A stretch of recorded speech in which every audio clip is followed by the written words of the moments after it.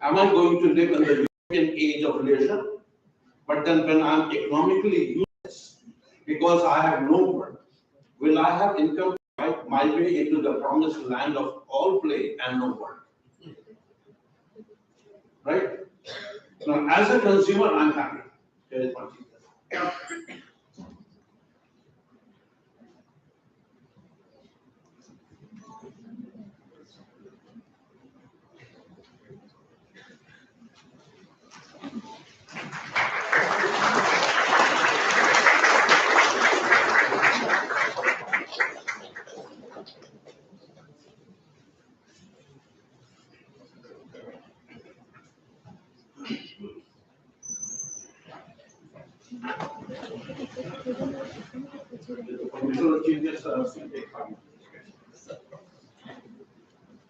As a consumer, I'm happy. After all, companies have learned that the winning business model, which is the way a company works to capture value or very simply make money, rests on the tripod of customer centricity, cost and quality leadership, and the time to market. But it is as a producer of work that I'm getting worried about the mankind as the other pivots of the winning business model is getting more and more technologically enabled and more fearfully technologically determined. After all, who has forgotten Steve Jobs' famous words? People buy what we show them. Up till then, and before the burst of the handful of big techs, Apple, Meta, Google, just etc., customer centricity was treating customers as God, about sensing, understanding, responding to the known and unknown needs and wants of the consumer, as well as co-creating with him, was central to the value of the creation process. Or let's say, was central to the value creation process. But now, even what the customer values is getting disrupted by a company. The blue ocean strategy is all about disruptive innovation, which is based upon thinking disruptively about what the customer values. And what is that customer value? Simplicity, convenience, affordability, and accessibility. And providing that value through a value proposition where the low cost create the margin to provide superior value vis-a-vis the competition. It is here that the use of IT and communication technology has dismantled artificially created antinomies of cost versus value, virtually integrated processes, and virtually integrated and globalized the value chain, ensuring reimagining of business processes and operational innovation. And then came the data science and AI, which is being employed to ensure that the entire value creation and the delivery process is based upon the overarching mantra of time and speed. But it as a worker or as a producer that I'm worried. Let me state at the outset that I'm not a Luddite. I don't know how many of you remember the Luddite, the famous machine builders.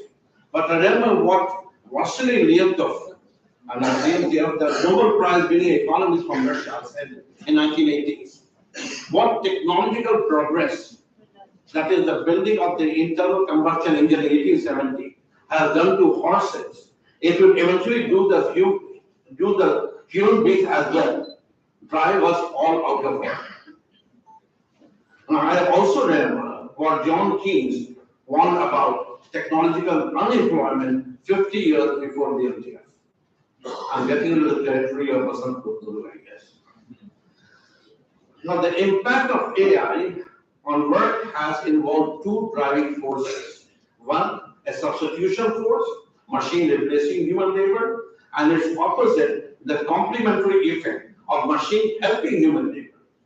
Now, the latter has been possible due to the great impact on productivity, the expansion of the economic pie due to the productivity boom, which has brought about prosperity, increase in income, and creation of new needs and wants, new demands, new products, and so on and so forth, and the emergence of new sector of economy and new set of jobs.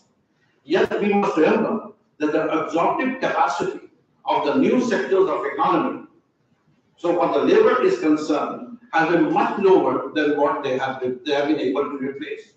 Technological unemployment as such is not anymore a fear or a myth. It is a hard reality that is going to visit some of us in the future.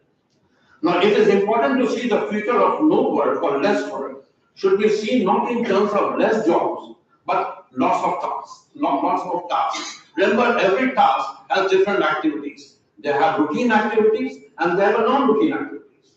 Now, the routine part of the activities in every job will be taken away by the machine.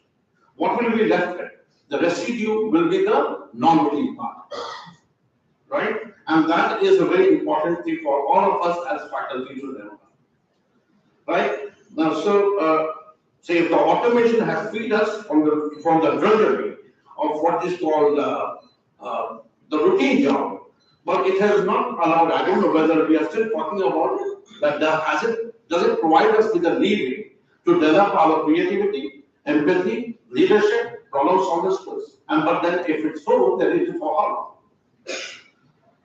Because sooner or later, if you remember the way the AI revolution has taken place, if the first wave of AI was all about mimicking a human mind and developing a machine that could perform a given task. The second wave of AI, I don't know how many of you follow chess, we started in 1997 when IBM Deep Blue was able to beat Garry Kasparov. And that caused the paradigm shift, the Punian paradigm shift. That's not what we're talking about yet. From what task machine can perform to what task machine can perform better than the human being. And now we have reached a stage where today the AI has imposed into tasks that require manual labor, driverless car, drone nest, housing, autonomous find, there will be robots laying brick, etc. 3D publishing. More importantly, it has taken over tasks which require cognitive capabilities, like JP Morgan systems that reviews loan agreements, lawyer brief, diagnosis of eye afflictions, or Stanford's freckles for cancer diagnostics.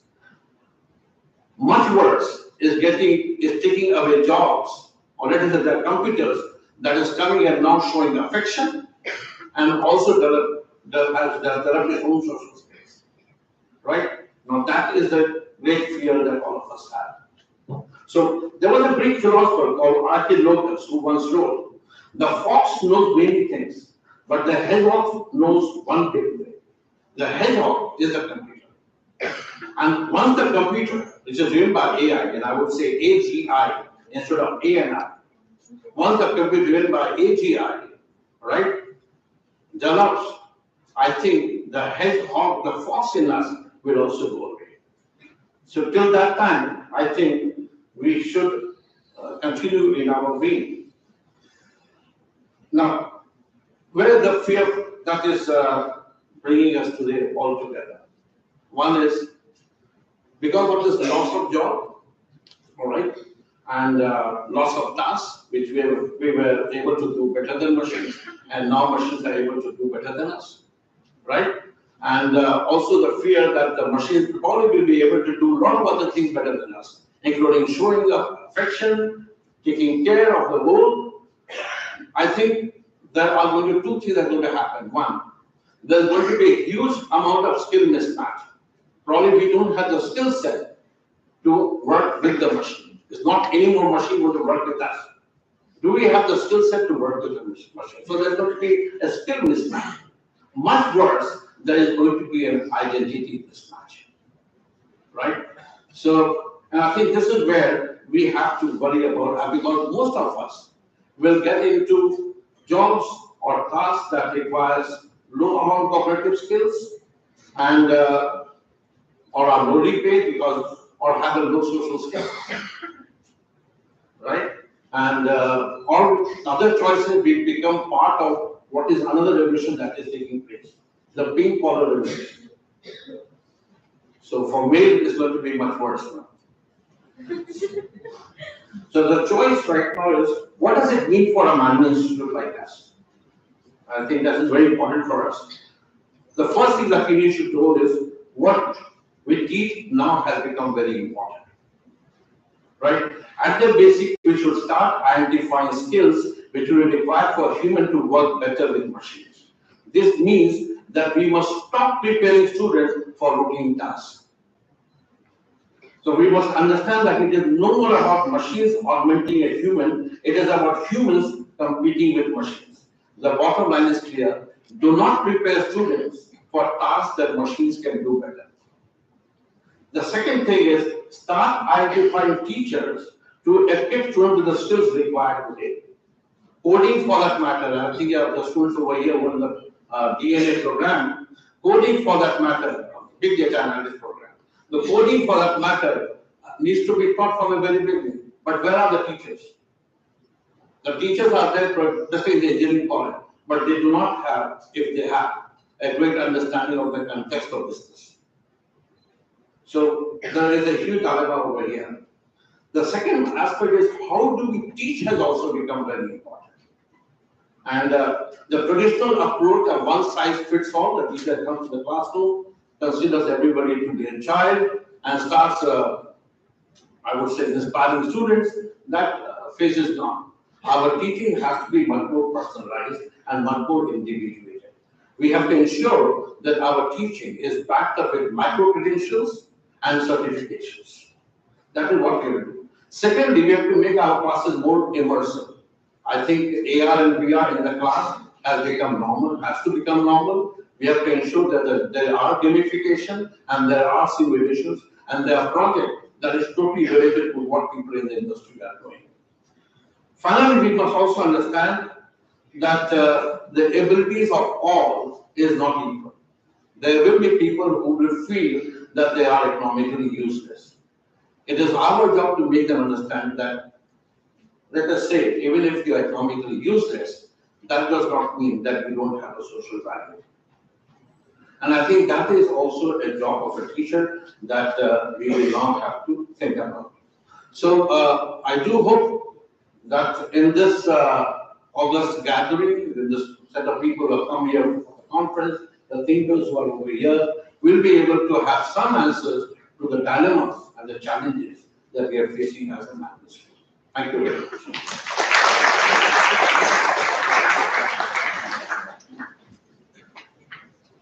Thank you so much, sir, for your encouraging words. We would now like to invite our dignitaries on their dais to light the ceremonial lamp to mark the beginning of FIMC 2024.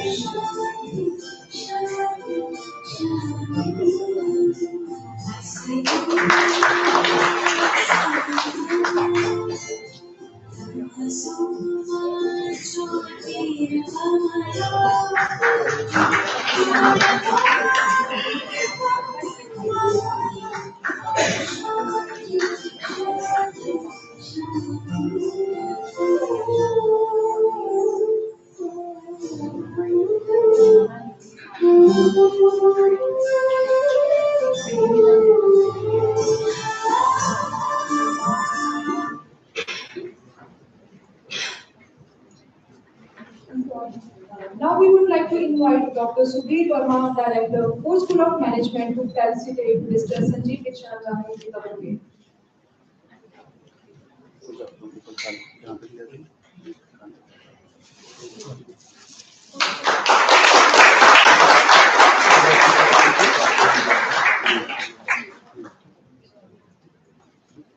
Thank you, sir. Now, we would like to invite Professor Shilpi Jain, Dean of Corporate Relations and co-convener of the conference, to felicitate Dr. Vivian Multiple, Chairman FORE, with the bouquet.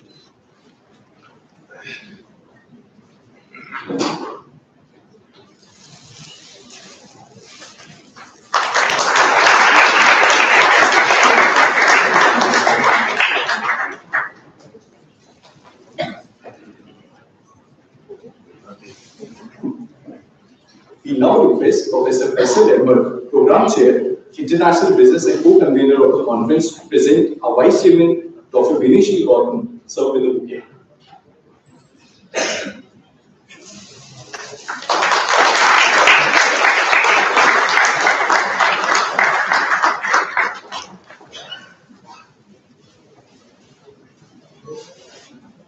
Now, we would like to invite the patron of this conference, Dr. Vivian Madhukar. Dr. Vivian Madhukar is the chairman of FORE Society and FORE School of Management. He is a gold medalist in economics. He is also LLB and a PhD. Dr. Madhukar holds vast experience in the field of corporate management. He had numerous professional assignments, including CMD of 2 central government undertakings and board member of several public and private companies. To name few, MMTC Limited, Midco, Tech Limited, HMT Limited, MTPL Singapore, Neelachal Ispat Nigam Limited, and many more. Dr. Madhukar is the chairman and director general of BRICS Chamber of Commerce and Industry. He is the chairman of School of Aviation Science and Technology, a unit of Delhi Flying Club. Dr. Madhukar has visited over 60 countries in connection with export trade and industrial collaborations. He has worked as an expert in international business with United Nations and successfully completed a UN project on trade among SAARC countries. Please join us in welcoming Dr. Madhukar.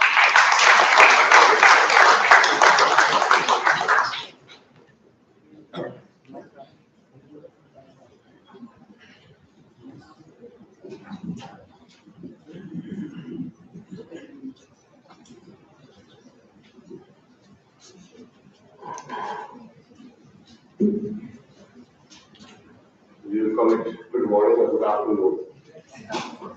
Is it good afternoon now? Good afternoon. Good afternoon, everybody. I'm very, very happy that I'm here today to talk to you regarding a very important subject area. And I think that this subject is so important and valuable that I do not know how to think about the world which is going to come up before us. The future of this world is going to be very, very difficult and tricky. And I think it will require a lot of brain to tackle the problems that will be thrown up after this whole thing is implemented in Togo. This is the 21st century. Artificial intelligence has come about in the last couple of years in a very, very big way. I remember about 10 years, 15, 20 years ago, I remember I had gone to address a team of teachers as well as finance professionals in various public enterprises.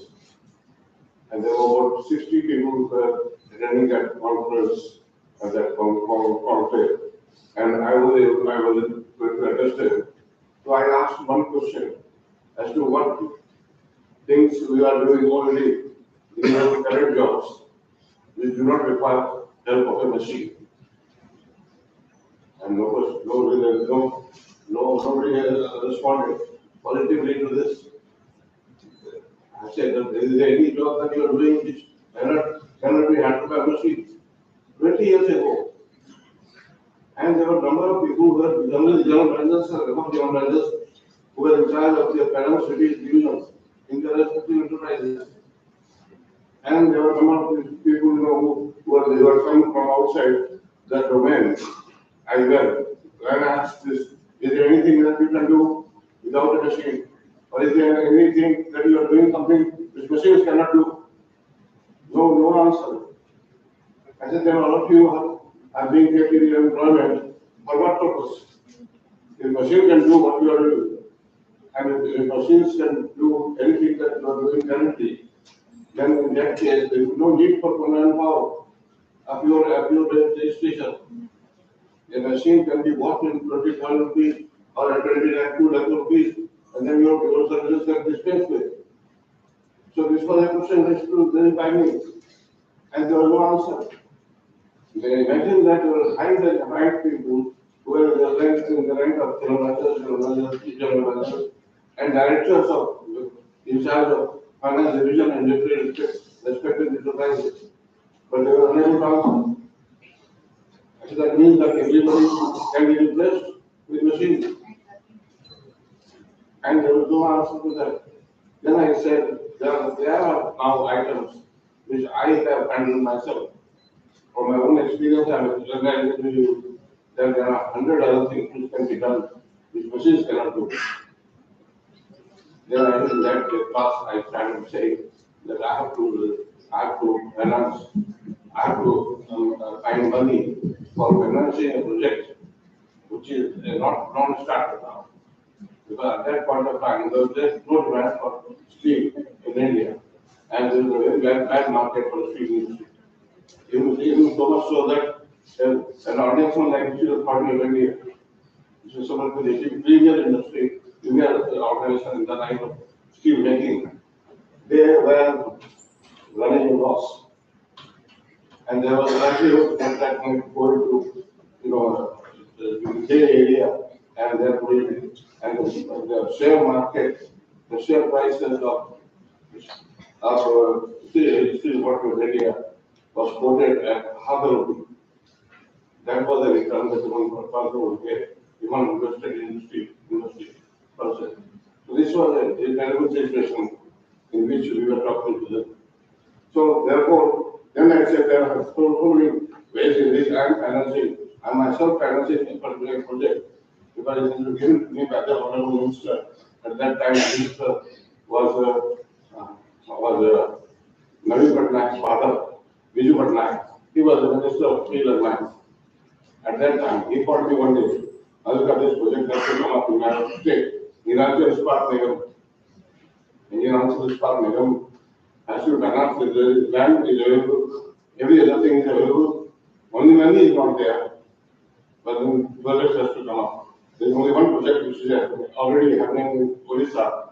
That was Inaugural steel plant. Besides that, I want one more steel plant to come up in this state. And this was a challenge. I said that there is no demand. Other organizations who have tried to similar line, they are going down and down.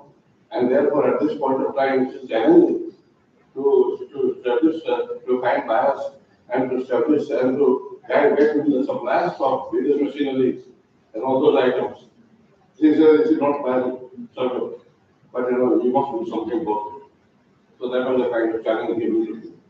I started working on it, and finally, knowledge is partly came up. And it's a time when MLBC had spent about 200 crores at that point of time. And we finally we landed in a position that even MLBC needed finance and needed money to support itself. And because Vidhanshala's partner came to this. So things have turned around just because of the use of money. Is the use of brain, which had to be used because we had almost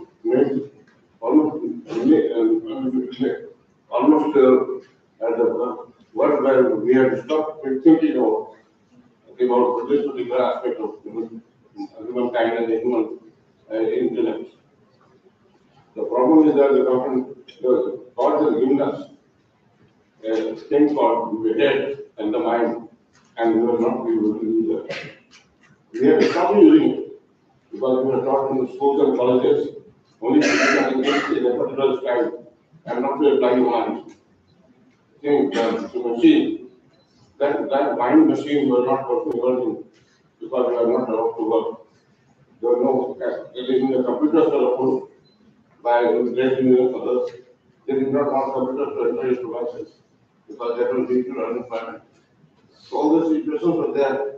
In that case, only the mind and the intellect of the individual came into play, and they started finding solutions. So finally, we found a solution. There are hundreds of ways I can teach a student, a class, in which I can say how you can handle many things which machines cannot do. When your mind, your only will work and solving the problem. Therefore, I am very happy that we are able here today to find solutions. for the problems being given by AI machine. Now, almost every day I read a newspaper, there is some item of news, some item which is being given to us to read, which is about AI and its challenges and opportunities. When we talk about challenges, opportunities also are being discussed. And so therefore, we have to find solutions to many problems, and then we have to go back to the ancient Hindu philosophy of Vedanta, and many other things which have been produced in the ancient literature of science and technology. Which was only Sanatan is the only religion in the world where this kind of thing is taught. Where there is a Upanishad, or you can say some other religious item. Then जिसमें ये कहा गया है कि कैसे दुनिया चलती है, उस बारे में पृथ्वी गोल है, ये बात दाखिल कर नहीं कही गई थी जब western world was saying all kinds of different philosophies. But then at that point of time, our Munis had written and documented those things. So if you go back now only, then only you can find many solutions can be found only if you go to those kinds of ancient philosophy promoted by many great scholars of those kinds. So therefore, there is a need to study that kind of literature.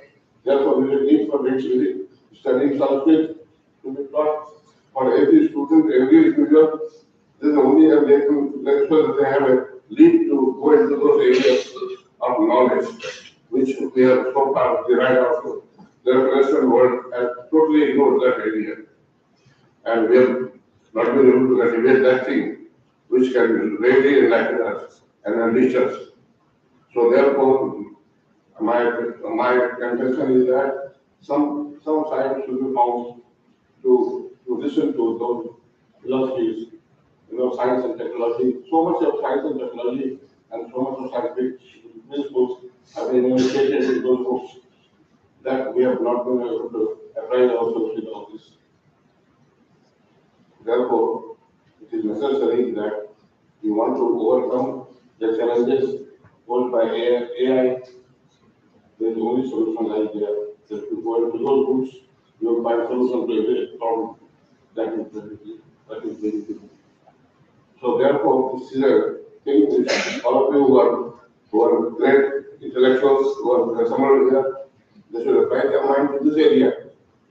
And which that area has been unattended and not that kind of value is not been given to this area, which is going to grow new scholars of knowledge. So my advice is always there, all the time I'm talking almost every day to Professor Silpi. और मैं कभी वही से बात करता हूँ, बात नहीं करता हूँ, कम्युनिकेट करता हूँ उनसे कि ये नई चीजें निकली हैं artificial intelligence area में, and what you need to teach, what you should tell the students, what to do about this.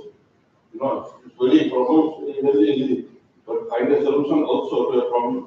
Here is a real answer which a professor can give. Only a teacher can provide. And teachers themselves, they do not themselves educate themselves. Then how do they teach? So therefore, it is a advice to all of my sponsored friends. Because I also started my life as a teacher. I began my career as a lecturer and teacher. So therefore, once a teacher, you are always a teacher. So all the time I'm thinking of those lines as to what problems have been being faced by the teachers and the students alike. That's where the solution lies. Then I find that there's lots of solutions that are obviously available. And so therefore, मैं सिर्फ इतना ही कहूँगा कि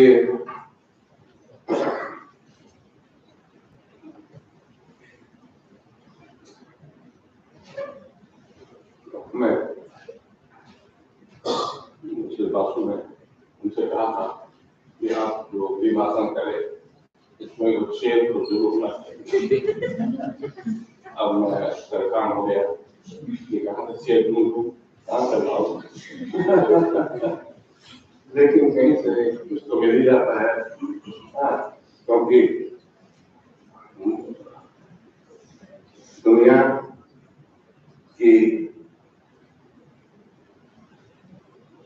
दुनिया की किताब है जो कभी पढ़ाई नहीं जाती, जो किताब पढ़ाई नहीं जाती, लेकिन जमाना है कि आपको समुद्र आपको जीवन सब कुछ सिखा दे। नहीं, आपको से हमने नहीं पढ़ पाया। अभी सुबह सोचा हम इसके बारे में कि आप इसके बारे में कहूँ, लेकिन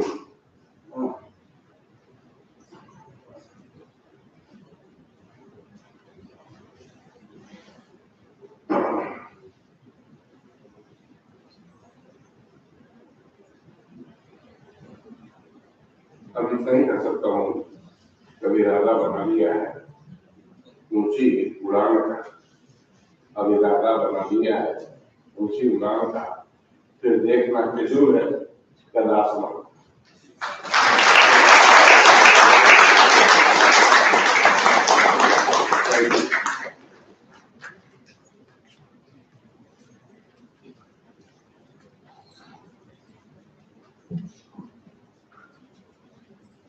Thank you, sir, for sharing insightful experiences.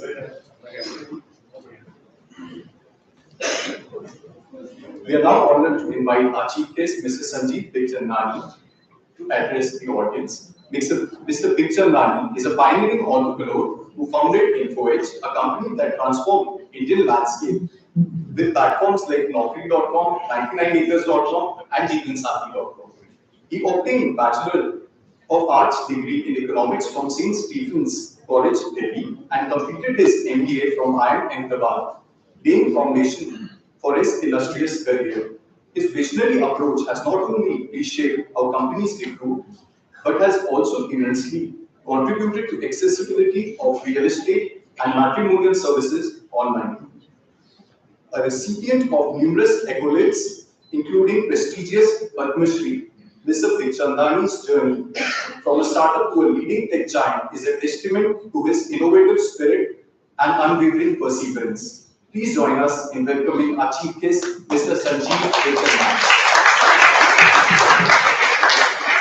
Well, what we have done is we have changed the format, right? So it will be more of a question answer. So I will be posing some questions to Mr. Bikhchandani, and I'm sure we'll try to make it as interactive as possible. So Mr. Bikhchandani, you graduated from IIM Ahmedabad, and what are the top three things? We got around 700 to 20 students in the first year. They were around 410 students in the second year. So we have a batch size. We have the total strength of around 1110, plus we want around 40 PhD students.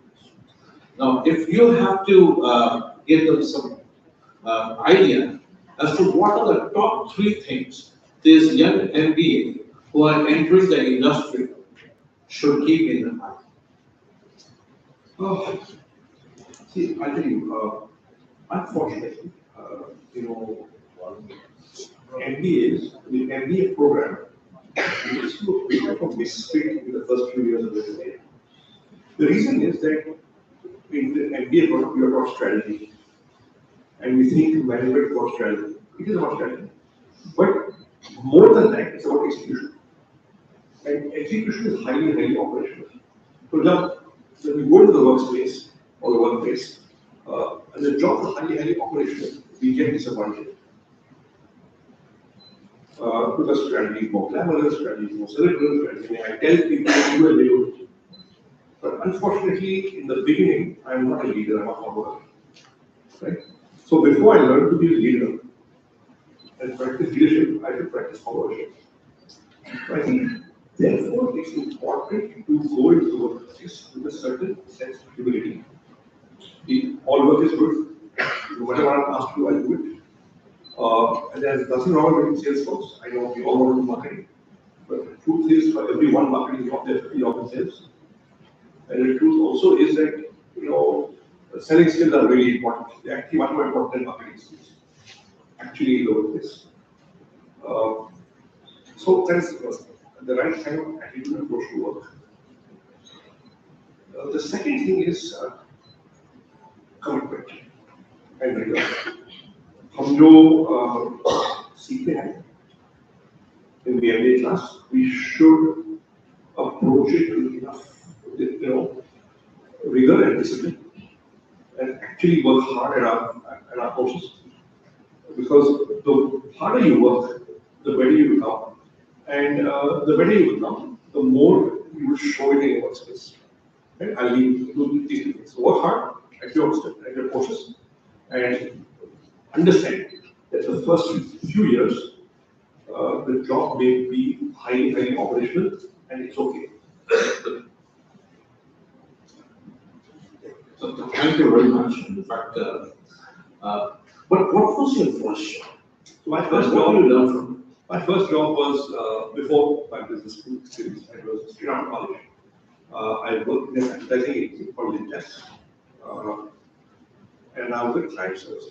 Now, the job essentially involved. So I was 21 years old. I had nobody reporting to me. What my job was to get was done from people in different departments who were not reporting to me, who were older than me and more experienced than me. So I get work done from copywriter, from art director, from the production manager, from the finishing artist, from the visualizer, from the media planner, the accounts department. So this is a coordination execution role, and I was accountable to my boss, and I was accountable to the client. So my job was to ensure that enough advertising of the right quantity was delivered on time. And it was all to be done by people who were not reporting to me, who I had no authority over, and who, if they did not do my work, nothing would happen to them. Because they were working. There were different people in client services competing with the same resources. If we they would decide to do my work first or his work first. And we all had structured life. So what I learned most in this circumstance was that things are making so I failed completely. I learned, I got to be humble. I learned to beg, I learned to lead, I learned to cajole. I learned, that how to persuade people to actually want to work with you and for you without you having any positional authority. So people skills is what I learned most. I also learned prioritization, I learned operations, I learned strategy because my boss is very smart and I used to listen in meetings. Yeah, after a while I contributed as well. But mostly I learned how to be humble. Just a little while ago, maybe a week ago, we were having a conversation with Mr. Dollar partner, and he was talking about your stint in GST. And he said that he was so bright that probably he was the front runner in the race to become the CEO at that point of time. Oh, no, I was too young.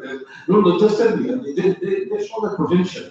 And he said that all of a sudden you came up to me and said, look, I want to be an actor. And I think you were bursting with that idea and you were overtaking so much. Now, there are a lot of students who want to become an entrepreneur. What kind of job do you think they should take up before becoming an entrepreneur? So look, I've been asked this question several times. And I think, you should be doing a job where either you're making something or you're selling something. Because sales is the one thing that the entrepreneurs are able to do. You're selling your idea to your co-founders, you're selling the idea to investors, potential investors, you're selling your idea to your customers. And sales is about creating trust across the table. So, as a people's person, somebody who creates trust across the table, that's the single most important thing. Why is making something important? Because if you don't make anything, then what are you going to sell? So, what you make a need? Either make something or sell something. And well, I'm sure there are some ways to Now, if you're the person doing the selling, then your co-founder should do the making. If you're doing the making, then your co-founder will do the selling. Okay. But we both these things, making something and selling something. And how should one go about anti-pharmaceutical approaches if one wants to launch a startup? So, first of all, your idea has to be your own. Nobody has to give you an idea. It has to come to you. It has to own you to possess you. But the best ideas usually come by observing customer prospective customers. So the greatest businesses are built on deep customer insights. So when I went to the world of the stack, so we have invested in Zomato, and the users thought of Zomato. So when I went for the first time in 2010, Zomato was then called Foodie Bay, and it was the only restaurant in society that had all the menu cards. Right? And that would have been about there were other restaurants there, but no many cards. They had reviews, they had photographs, they had phone numbers, but no many cards. And it's really many cards are almost useful. So I asked him, whether he gave us many cards.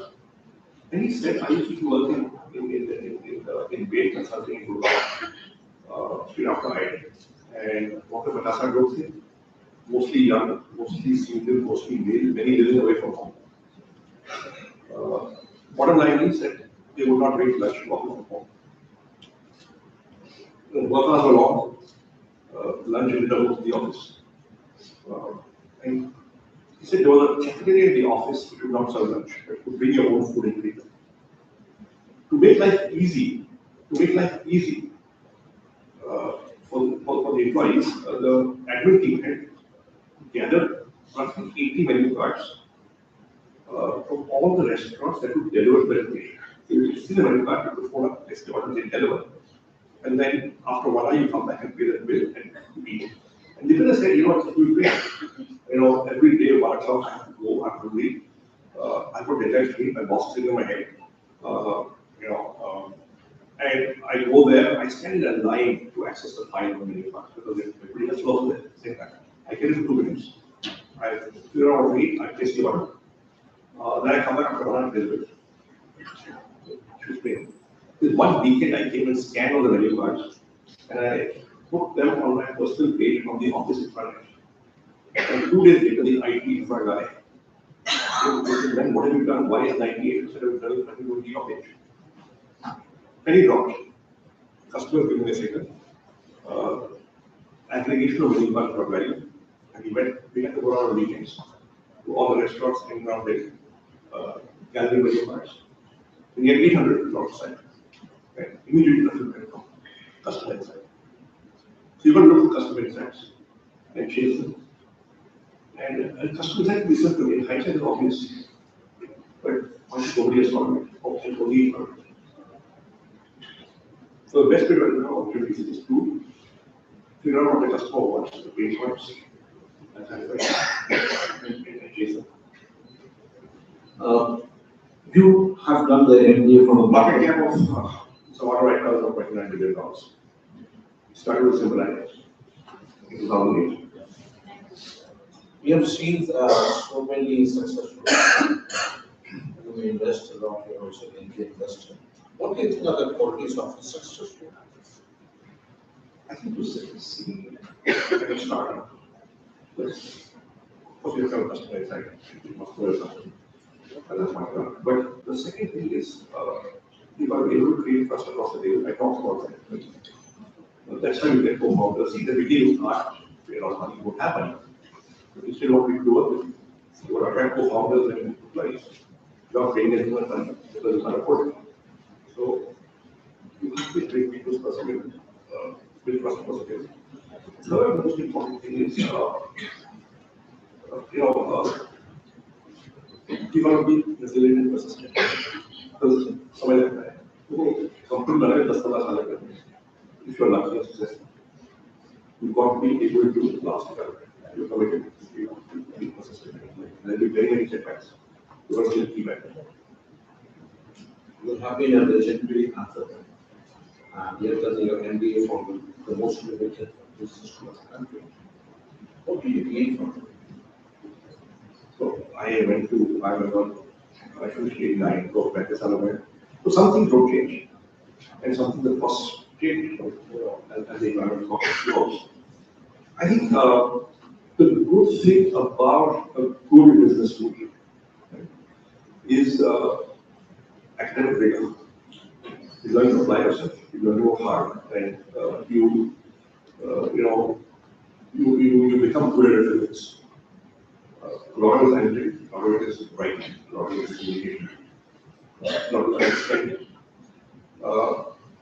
The second thing you learn is you roughly, I would say maybe 70-80% of my learning is outside the classroom, working in group projects, working with my classmates. So there's a lot of time that I got. This third thing you pick up is you learn concepts certainly. If you learn some skills, you learn some context because a lot of the case studies, a lot of the case speakers, a lot of the classmates come with work experience, and they talk about their past work experience. We don't know the context of business industry work environment.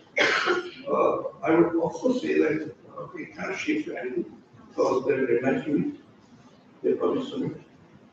So I have to do this back. There are three things. We are a network. Of course, was only a network which was thriving. But now in hindsight, I benefit from my network of customers. Well, you've been the most celebrated entrepreneur, we all know as an entrepreneur, who's had legendary achievements, first ever 24/7. Mr. Narayan Murthy essentially said that a modern worker has to work for almost like 70 hours. What are your views on that? If you have not actually, I agree with it. Now, the truth is, you have a choice. If you don't want to work, don't work. I mean, you can work 50 years. But the truth is, if you manage it, you will achieve whatever you want. Right? And that's life. My first job, I was working 7 I was working, it was a 5-day week, technically, 9:15 to 5:15. But I spent up at 8:45. Why would I go 8:45? Because in those days, you had annual time matters, you had two secretaries during the time. Second, there were shared resources, there were short supply. There were 5 people just of 5. So the second is morning, and you look at a pile of stuff we pick up in the bottom, because that's what we do first. Right? First we have. So I would come in early. So people would have put down the stuff. I would come in early, so that I would then rearrange the order. I was rearrange the order, put my order. So my staff would get right first. To do that, I come early. And I would stay late because that's what the work required. Because if there's a deadline to meet, I would work Saturdays. Sometimes I work all Saturdays. I would work all the year and take leave. And I work half my Sundays. But that's how I work. So something. I was the first 6 months. I wasn't so smart. People skills. So I used to simply do well group post and just work hard. Okay. And I get done. So job, not one simple way to succeed is to work hard. You learn to work smarter after 6-8 months, but start by working hard. So you're on for 70 hours. No, I'm not a choice. But I'm just saying that if you don't do it, somebody else will. Yeah, it's a competitive work. And but it's all about choice. And the one last question for us management professors: what are the new skills should we as management school faculty impart to the students to ensure their success in the workplace? See, all the standards is still important. Communication, people skills, admin skills, rigor, effort, commitment, hard work, all that is important. But those will be important plus 100 years. What is really helpful is, can your students go into the workplace possessing some knowledge, some skill that is relevant and required and useful, which people who are 5 or 10 years older and senior in the organization do not have. Okay. Now, I'll give you an example. It's not very hard. So, I finished the business school in 89. Then I joined in 87. Personal computers came into the IIS only in 85 or 86. They came in the workplace, and I was working for multinational. In the marketing department, there was 3 computers. One was the secretary of the head of marketing, one was the secretary of the marketing manager, and they used it to do word processing and typewriters. Right? And one was a common computer, a team of 15 people. Right? Now, I had gone, I had been a couple of years at IIM, and so I was very comfortable with the PC. The others were not comfortable because they were senior, they had not been taught. Now, in those days, you used to have presentations with overhead projectors and slides of transparencies which you hand out and you present. And I had gone in with saying, hey, I can do a presentation on computer. जो आजकल PowerPoint है, उसमें जो है software पर Harvard practice. So that was a new beast move. So I became this go-to guy because I really wanted to invest into the conference presentation. Yeah. Hey, this guy can do a computer, can do a computer. Can I? No. So that now that is a unique skill. Very simple, not hard. Didn't require much praise. It's just I have practice. I see a similar opportunity on AI platforms. And it's not hard. I'm not asking you to write a program or learn coding. I'm just telling you there are so many very easy to use AI platforms out there and available. Either at no cost or very low cost. So I'll give you an example. I am now 61.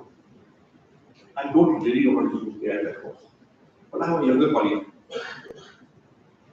And I have done maybe 50 or 100 podcasts, something. What he did was, I'm often asked to write a book, and I'm too lazy, I don't do it. So what this guy did was, he took all my videos from YouTube, and purchased them into a platform called Notebook Header by Google. That's he ingested the video, transcribed it, and now you can ask questions.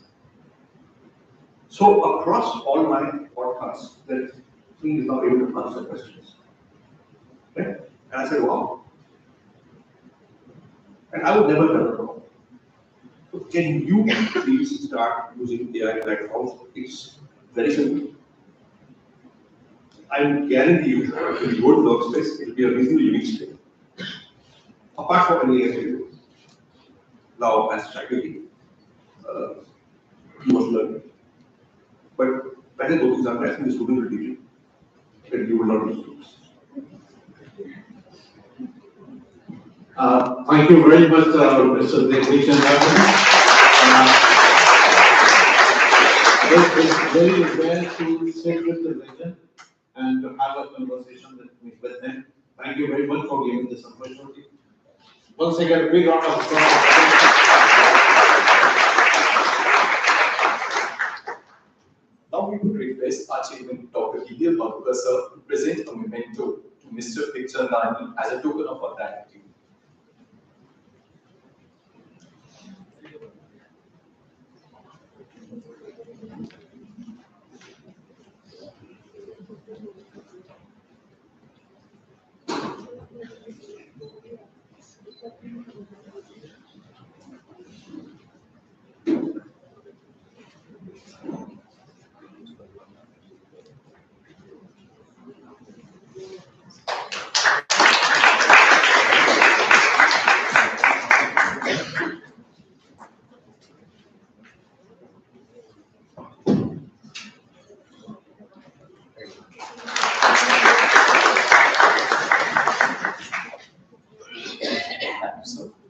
Next, we are pleased to invite our Vice Chairman, Sir, Dr. Vinesh Gautam, to share his address. Dr. Vinesh Gautam was the founder director of IIM Kozhikode and the leader of consulting firm at IIM Shillong. He was the head of first statutory management department at IIT Delhi in the entire IIT pantheon. He has been senior advisor to KPMG and served as